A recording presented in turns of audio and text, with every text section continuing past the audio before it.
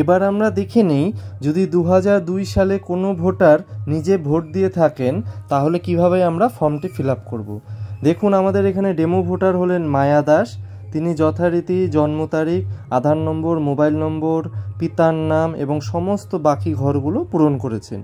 যেহেতু তিনি 2002 সালে নিজেই একজন ভোটার ছিলেন, তাই দেখুন আমরা কি লিখেছি, প্রথম ঘরে নির্বাচকের নাম, তাই আমরা কি লিখেছি মায়া দাস। কারণ মায়া দাস আমাদের ডেমো ভোটার, তিনি নিজেই 2002 সালে একজন ভোটার ছিলেন। যথারীতি 2002 সালের লিস্ট থেকে আমরা যদি তার এপিক নম্বর খুঁজে পাই তাহলে লিখলাম, এবং যদি না পাই তাহলে লিখব না। দেখুন আত্মীয়ের নাম মায়া দাস যখন ভোট দিয়েছেন তখন তিনি তার বাবার নাম অর্থাৎ কৃষ্ণ দাসের নামে ভোট দিয়েছেন। দেখুন এখানে লেখা আছে কৃষ্ণ দাস, ঠিক আছে। এইবার দেখুন সম্পর্কের জায়গাটি কি হবে।